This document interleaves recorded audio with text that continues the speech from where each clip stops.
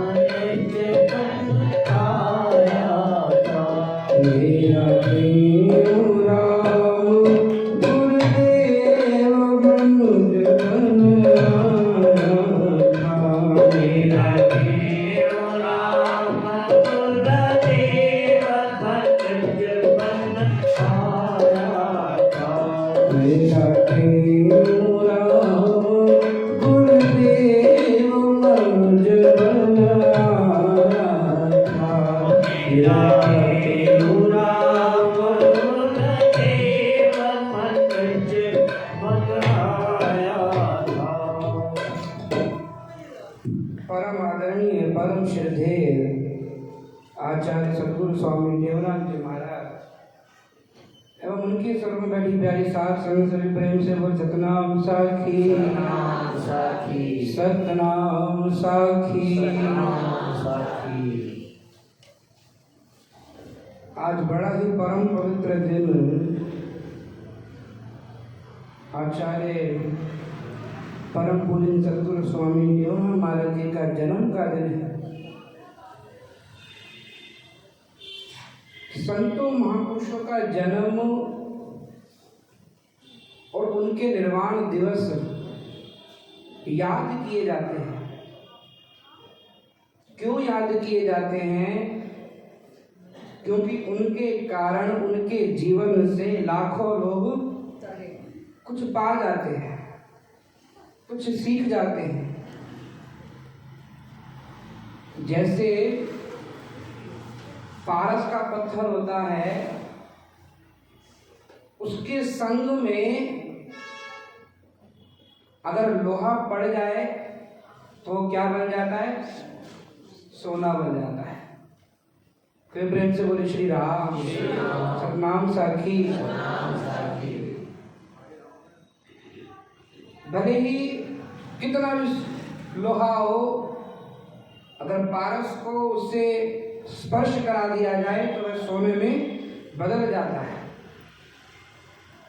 परंतु सद्गुरु का संग, संतों का संग, गुरु का संग कैसा है? वह लोहा कंचन करे गुरु कर ले आप समान। कि अगर आप संतों के शरण में जाते हैं, गुरु की शरण में जाते हैं, तो वे आपको अपने जैसा बना देते हैं।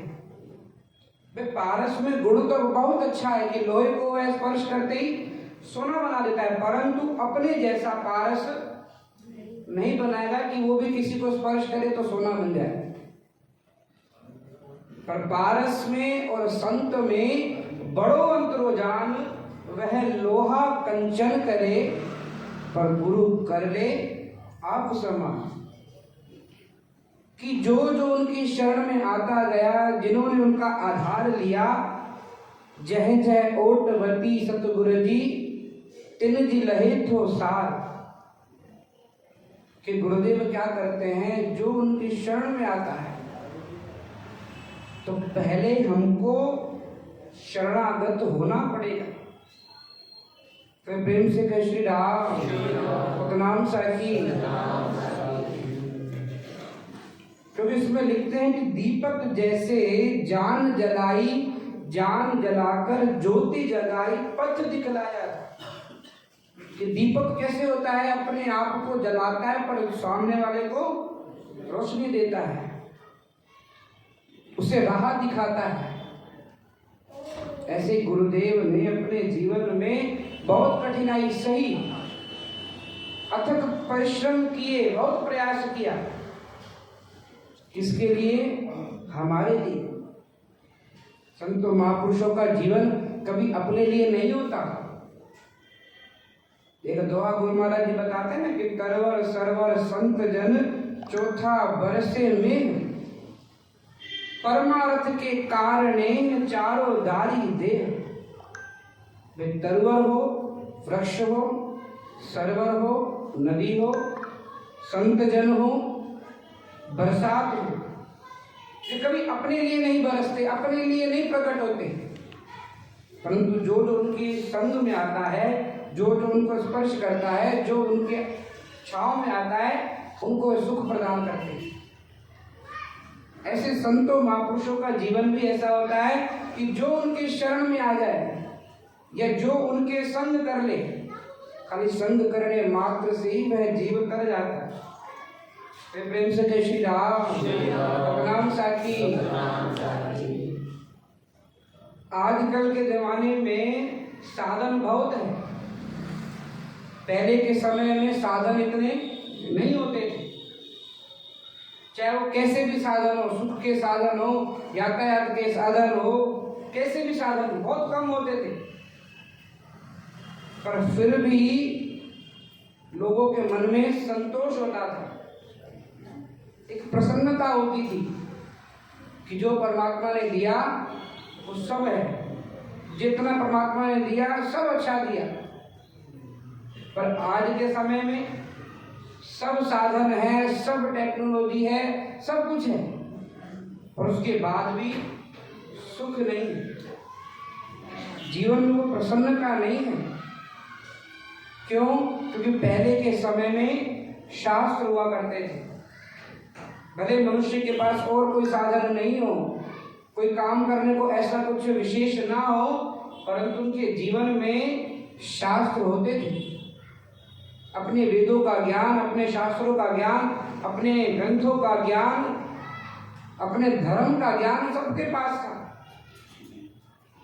परंतु आज के समय साधन है, सब चीज है, सब व्यवस्था है, परंतु वो शास्त्र का ज्ञान नहीं, जिसके कारण ये जीव दुखी होता है। आप किसी भी संसारिक व्यक्ति को देखो, भले कितना धन पदार्थ हो, कुछ भी सामान हो, कितना भी वस्तु हो, परंतु यदि उसने अपने जीवन में सत्संग नहीं किया, शास्त्रों को नहीं धारण किया, तो वह कभी सुखी नहीं हो सकता। नहीं तो लोग, गरीब लोग जो रहने वाले झुपड़पट्टी में, कोई कोई उसमें भी खुश है, क्योंकि उनके मन में संतुष्टि है कि हमको इतना परमात्मा ने दिया है, वो बहुत है, दाल रोटी मिल रही है, इसमें भी खुश है। तो प्रेम से कह श्री राम। गुरु महाराज जी ने भी अपने जीवन में सब था, बहुत कुछ था, देने वाले लोग थे, मदद करने वाले लोग थे, परंतु नहीं, उन्होंने अपने जीवन में सब काम खुद किया, सब कार्य खुद किया, अपने हाथों से सेवा करी। जब गुरु महाराज जी को एक तंबूरा चाहिए था भजन कीर्तन के लिए, जीवन चक्र आपने सुना होगा, पढ़ा होगा, तो गुरु महाराज जी ने मजदूरी करके कुछ पैसे कमा के तब जाके वो तंबूरा खरीदा।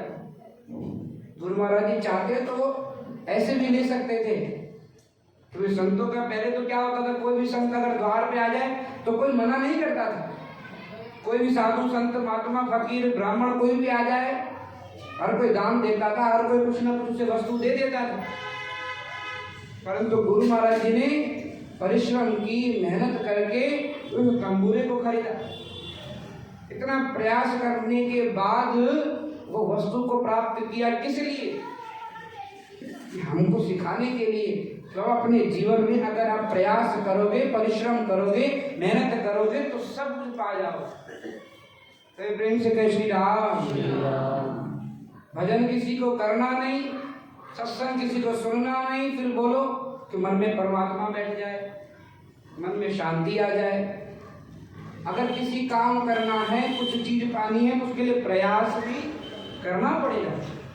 कभी गुरु महाराज जी ने यहाँ पे लिखते हैं कि गीता का संदेश सुनाया, खाली सुनाया न करके दिखाया, चल के दिखाया था। कि अपने जीवन में जिन जिन गुणों को गुरु महाराज जी ने धारण किया, वो सब करके दिखाया, कि अपने प्रवचन में, अपनी वाणी के द्वारा मुझसे कहे नहीं। फिर प्रेम से कहे श्री राम। और आज उनके नाम घर घर में गाए जाते हैं, घर घर में तस्वीर निशातो स्वामी देहु राम जी, टुकड़ी वेही की अघामी सतगुरु देहु राम जी। फिर उन पर जिनका विश्वास है, जिनकी श्रद्धा है, जो शरणागत हो जाते हैं, फिर गुरु का भी उन पे हाथ रहता है। फिर प्रेम से जय श्री राम। प्रणाम साकी। फिर जिनने अपने इष्ट पर, अपने गुरु पर, अपने भगवान पे विश्वास रखा है, उनका बेड़ा पार हुआ है। भले समय लगता है, कुछ वक्त लगता है, भले उसको पूरा करने में थोड़ा देरी भी हो जाती है, परंतु वो जो कमी है, जो देरी है, वो भगवान के आने में नहीं है, क्योंकि संसार के पदार्थ तो हम रोकते हैं। अगर आज कोई आपको कहे बाबा भजन करने चलो, सत्संग में चलो, सत्संग का समय हो रहा है, तो ये मन हमको खींचता है कि नहीं अभी ये काम बाकी है, अभी वो काम बाकी है, अभी ये काम करना है, इसको देना है, उसको देना है, वहां जाना है, यहाँ लेना है, हजार बहाने बनाता है। और वहीं अगर कोई घूमने की बात कर दे, कहीं मौज मस्ती की बात करे, तो अगर 10 काम पड़े हो तो उसको भी वहां रोक देते हैं। क्यों? क्योंकि हमने अपने मन को ऐसा बना रखा है, अपने मन को ऐसा सिखा रखा है, जब जहाँ पे अच्छी बातें आए, सत्संग की बातें आए, वहां पे पीछे हो जाना है। संतों महापुरुषों के जीवन में ये गुण सबसे ऊपर होता है कि पहली जो प्राथमिकता है वो भजन को देनी है, गुरु को देनी है, संतों परमात्मा को देनी है। ताकि उनके नाम, उनका यश, उनकी कीर्ति आज हम सब सुनते हैं, सब गाते हैं। तो प्रेम से कह श्री राम सतनाम साखी। तो सत्संग में आना, सत्संग में बैठना केवल यहाँ तक ही सत्संग नहीं, सत्संग में मिलने वाला ज्ञान, गुरु के द्वारा बताया गया ज्ञान, उनकी वाणी, उनके उपदेश, जब तक उसको हृदय में नहीं उतारा जाए, उसको नहीं धारण किया जाएगा, तब तक गुरु की वाणी भी क्या करेगी। गंगा किनारे गए, इतना समय निकाला, इतना भाड़ा खर्च किया, यातायात में बैठ के धक्के खा के गए, वहां पे जाने के बाद भी गंगा किनारे बैठ गए, उसके बाद भी अगर स्नान नहीं किया तो गंगा के तट पे जाने का फायदा क्या। मानुष का चोला मिला, मानुष के चोला मिलने के बाद हमको ये सत्संग मिला, गुरु का संग मिला, उसके बाद हमको प्रवचन मिला, गुरु की वाणी मिली, सब कुछ मिल गया। उसके बाद भी अगर उसको हृदय में धारण न किया गया तो फिर उस सत्संग का क्या लाभ। फिर प्रेम से कह श्री राम सतनाम साखी। फिर गुरु में जो विश्वास है, श्रद्धा है, प्रेम है, उसको कहीं से खरीदा नहीं जाता। उनके चरित्र सुन के, उनकी वाणी सुन के, उनकी लीलाएं पढ़ के, उनके धाम के बारे में सुन के उस वस्तु को सीखा जाता है। संत महात्मा बताते हैं कि भगवान को पाने के, जानने के 4 साधन बताए जाते हैं। फिर प्रेम से कह श्री राम सतनाम साखी। पहला बताया जाता है नाम, कि भगवान के नाम से अगर आप प्रीति लगाते हैं, भगवान के नाम में यदि प्रेम जगाते हैं, भगवान के नाम में ऐसा अगर विश्वास प्रकट करते हैं, तो आप उस परमात्मा को जान करके इस संसार से पार हो सकते हैं। दूसरा, उनके गुण, उनकी लीला, उनके धाम माना गुरु महाराज जी का धाम कौन सा है? अमरापुर धाम।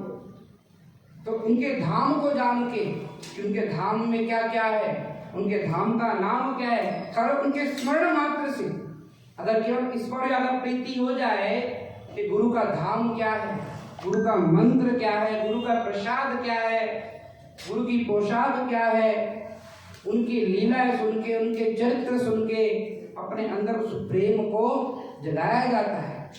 फिर प्रेम से कह श्री राम सतनाम साखी। एक व्यक्ति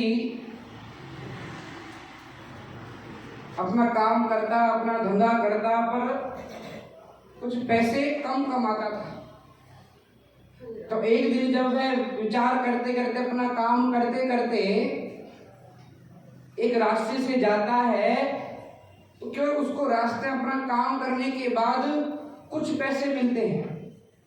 कुछ पैसे माना 10 पैसे, 12 पैसे, 15 पैसे। तो बताया जाता है कि जब वह प्रेमी जाता है तो एक दुकान पे एक मूर्ति देखता है। उस दुकान पे मूर्ति देखते ही उसको मन इतना खुश हो जाता है कि मैं ये मूर्ति ले लूं। और जब अंदर जाता है, उस मूर्ति के लिए पूछता है, तो सामने वो मूर्ति किसकी होती है? आचार्य सदगुरु स्वामी देवराम महाराज, डंडे वाली मूर्ति है। तो उसका मन इतना खुश हो जाता है, प्रसन्न हो जाता है कि ये जो डंडे वाली मूर्ति है, ये मैं अपने घर लेके जाऊं, अपने घर पे लगाऊंगा कि रोज हम सुबह उठ के दर्शन करेंगे, गुरु महाराज जी के आगे प्रार्थना करेंगे। इस भाव से वो जो पैसे कमाया उन पैसों से वो मूर्ति घर पे लेके आता है। तो घर पे लाने के बाद जब उसने दीवार पे लगा दी तो उसकी पत्नी कहने लगी, बाबा आपने जो पैसे जो कमाए उससे आप खाली मूर्ति उठा के ले आए, कोई सीधा सामान, कोई खाने का सामान, कोई बच्चों के लिए कुछ ले आते, ये मूर्ति में क्या रखा है? भगवान तो हमको हर जगह मिल जाएगा, फिर भी आप ये मूर्ति उठा के ले आए। फिर प्रेम से कहे श्री राम सतनाम साखी। फिर वो कहने लगा, बाबा ऐसे मत बोलो, ये मेरे गुरुदेव हैं, ये हमारे आचार्य हैं, इनके लिए ऐसा ना कहो। तो ऐसा करते करते जब विश्वास बढ़ता गया, अपने बच्चों को सिखाया कि गुरुदेव के आगे कैसे प्रार्थना करते हैं, कैसे रोज मत्था टेकते हैं, उनका क्या मंत्र है, और भी बातें।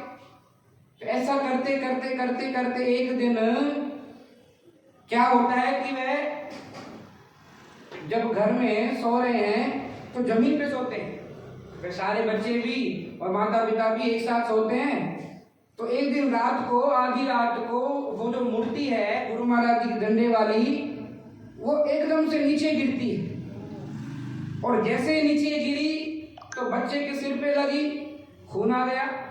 मूर्ति जब जो गिरे ऊपर से बड़े जोर से गिरती, और कहते हैं कि जब वो मूर्ति जो नीचे गिरी तो आसपास के जो पड़ोस वाले जो लोग थे वो सब जाग गए कि एक मूर्ति में इतना आवाज आया कि मानो कोई बम गिरा हो, इतना तेज। तो जब वो उठे फिर उसकी पत्नी कहने लगी, बाबा क्या लेके आए? देखो तुम जो मूर्ति लेके अपने गुरु की उठा के क्या दिया, क्या मिला? मेरे बच्चे का नुकसान हो गया, मथा फूट गया, खून निकल गया, क्या जरूरत थी इसको लाने की? तो भी कहने लगा, अभी चलो इसका उपचार करते हैं, फिर बाहर अस्पताल में ले जाते हैं। फिर प्रेम से कहे श्री राम राम साखी। फिर सारे जो पड़ोस वाले थे, गली वाले, वो सब भी बाहर आ गए। किस कारण से? जो मूर्ति जो गिरी उसकी आवाज बहुत तेज थी। तो जब वो जाने लगे दोनों माता पिता और अपने बच्चों को लेके, तो इतने में ही पीछे जो आस पड़ोस वाले थे वो सब भी आए और उसको कहने लगे, बाबा क्या हुआ, कहाँ जा रहे हो? तो बताने लगे कि पत्नी कहने लगी, मूर्ति उठा के ले आया, गिरी तो सिर फूट गया, नुकसान हो गया। तो जो लोग थे आसपास वाले वो कहने लगे, बाबा ये जो नुकसान हुआ है ये तो अच्छा है। क्या कहा? ये जो नुकसान हुआ है ये अच्छा है। बोले अच्छा कैसे है? मेरे बच्चे को लग गई है, उससे बहुत पीड़ा हो रही है, तो अच्छी बात क्या है? थोड़ा पीछे मुड़ के देखो। पीछे मुड़ के देखा तो जो उनके घर पे जो उनकी छत थी वो नीचे गिर चुकी थी। तो कहने लगे, बाबा जो मूर्ति जो गिरी है उन मूर्ति वाले ने आपको बचा के रखा है, अगर मानो मूर्ति न गिरी होती तो आप चारों स्तर के नीचे दब गए होते। तब उसको विश्वास हुआ, उस प्रेमी को रोना आया, एक भाव आ गया कि गुरु कैसे रक्षा करता है।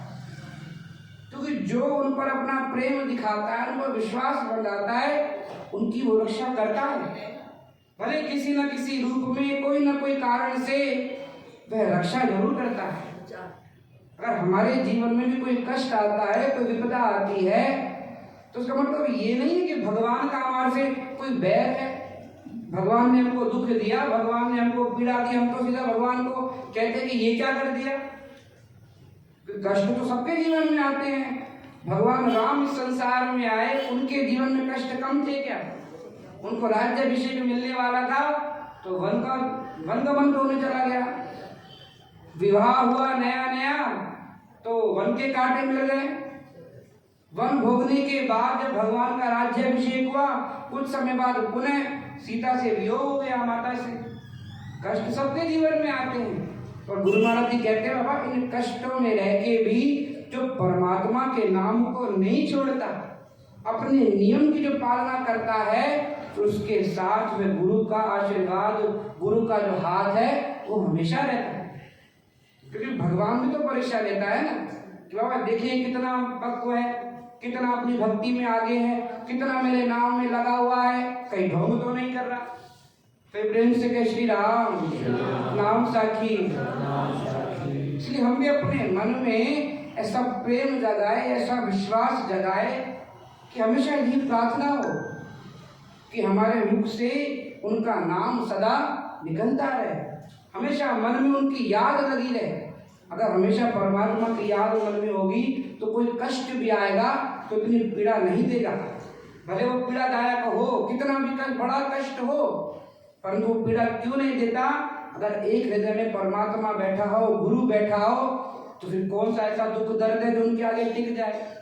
तो प्रेम से कह श्री राम नाम साखी। इसलिए प्रार्थना करते समय क्या कहें,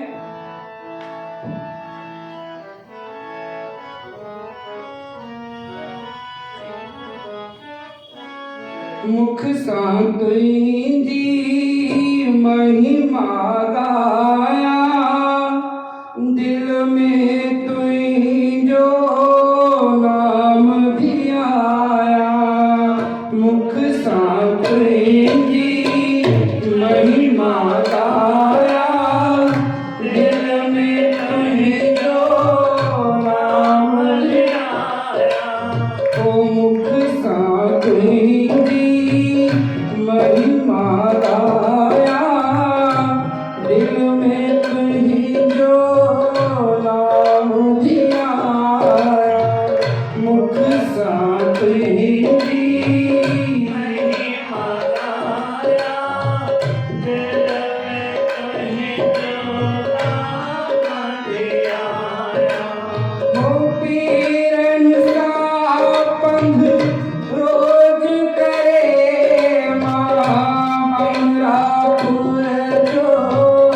दर्शन पाया, पीरन सा पंध रोज करे माँ अमरापुर जो दर्शन पाया। मेहर कयो इहा मेहरबान हो, मेहर कयो इहा मेहरबान सच्चा सुख धाम स्वामी देऊरा, दया करो दाताईहा जब तक जो नाम। सच्चा सुख धाम स्वामी देऊरा, दया करो दाताईहा जब तक जो नाम। ओ बुधा कनन सा तुंजी बाणी, जा सर्व सुखन जी खानी। ओ बुधा कनन सा तुंजी बाणी, जा सुखन जी खानी। दिल में तुही याद रहे, सुरति शब्द में रहे समानी। दिल में तुई याद रहे,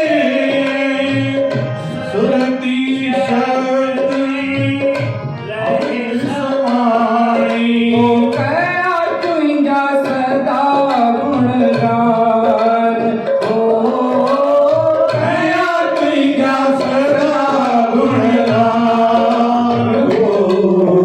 सच्चा सुख धाम स्वामी देऊरा, दया करो दाताईहा जब तक जो नाम।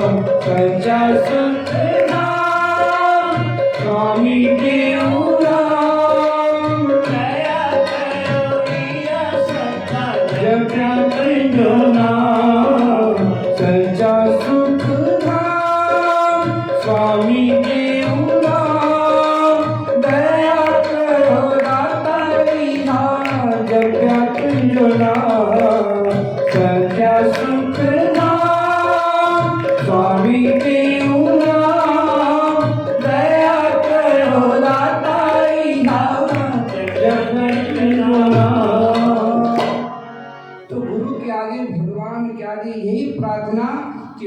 असां तुंहिंजी महिमा गाया, दिल में तुंहिंजो नाम ध्याया, पेरन सां नित पंध करे मां, अमरापुर जो दर्शन पाया। महर कयो इहा मेहरबान, दया कयो दाता या, जप्या तुहिंजो नाम। कि जब तक इस तन में श्वास अगर है तो केवल आपके नाम से, आपके धाम से, आपकी लीला से, आपके प्रेम में ये मन लगा है।